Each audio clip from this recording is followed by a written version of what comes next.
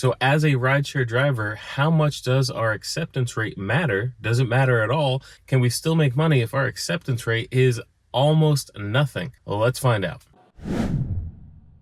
Hi, I'm Tyler from the RideShare Guy. On today's episode, we're talking about acceptance rates and why they matter and why they don't matter. So first, this Forbes article talked about the new math that is brought up, and one of the key takeaways and key things mentioned in this article that have got a lot of drivers and ourselves looking at it is this one section in it where it talks about that Uber charges each customer a price based on their known willingness to pay, and setting each driver's pay based on their known willingness to serve.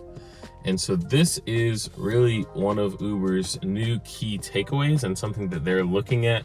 They've been doing this all along, and of course they're going to do whatever makes sense for them to get to their bottom line, because Uber, just like us, is a business. It's a much larger business, but they're going to do all they can to make as much money as possible. So if people are willing to pay and there's drivers willing to take that lesser pay to get it, that's what Uber's going to do so that they're able to make as much money as possible. Now, acceptance rate matter to companies and to customers more so than to drivers. Now, the reason is obvious. The company wants to make as much money as fast as possible, and the customer wants their food or to be picked up as fast as possible. So if people are not accepting those requests, then all of those things kind of fall behind. And so that's why the acceptance rate is so important to them. As a rideshare driver, though, is acceptance rate important to you? Well, your ultimate goal as a rideshare driver or delivery driver is to make as much money as possible in as little time as possible. So really, when it comes to acceptance rate, that's not your goal. Your goal is to make money. So if you accept, say, 100 rides and you get $5 on each ride, it's going to take you, on average, depending on different areas, but on my average, that would probably take me about 45 hours to do. With that being the case, that means I'm making less than $12 an hour.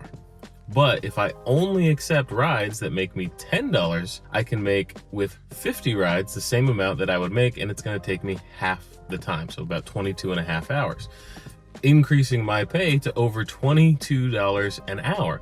So that's something that you definitely want to consider when it comes to what rides you're accepting. My acceptance rate is completely shot on all of the platforms. Grubhub, DoorDash, Uber Eats, all of them have lower than 20%. In fact, most of them are in the teens. I have some that are as low as 8%, but it's because I only accept rides, I only accept deliveries that make sense for me.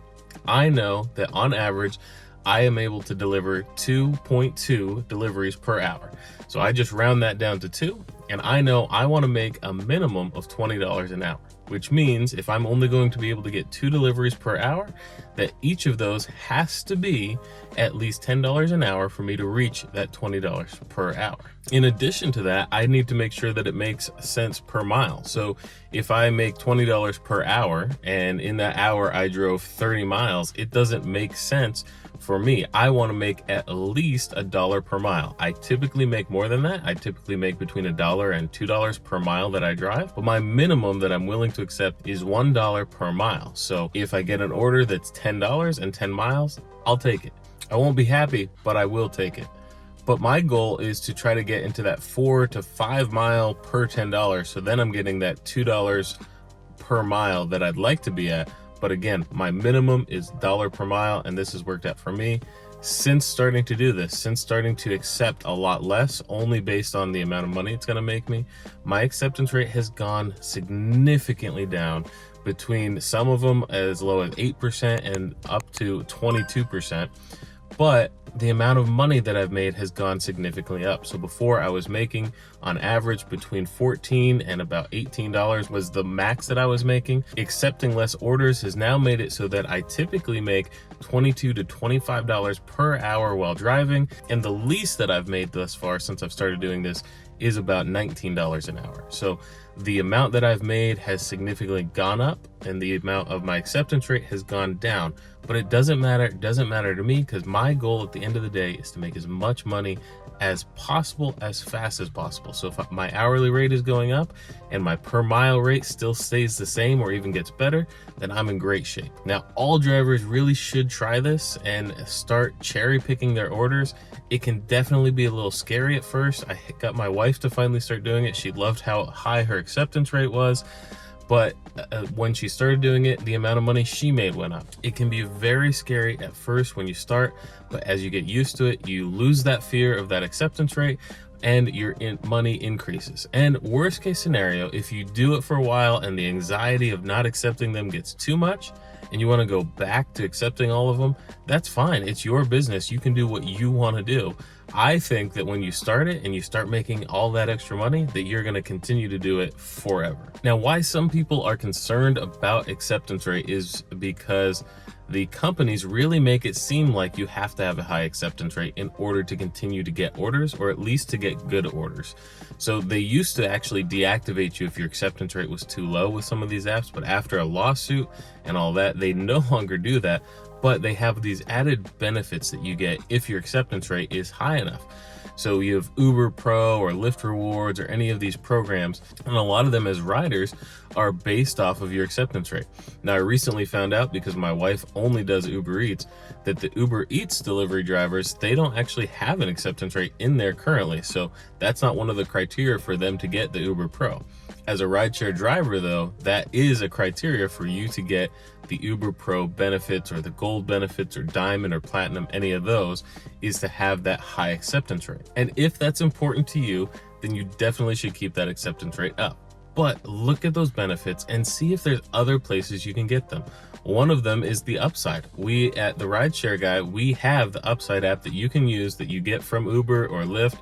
You don't have to have that acceptance rate. You can just use our link and you'll get the same exact deals that you're going to get if you go through Uber or Lyft. So things like that you can get elsewhere, or if you can't get it elsewhere, typically with the increase in the amount of money that you're going to make, you're going to be able to afford whatever it is that they're saying, hey, we'll give this to you at a discount if you work and get these lower paying orders with a higher acceptance rate.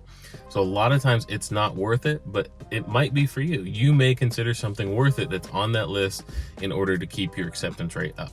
At the end of the day, you need to do what's best for you to make as much money as possible. So take the time and think about what's best for your area, evaluate what you're doing, your acceptance rate, try it out, see if your amount of money you make doesn't go up while your acceptance rate goes down.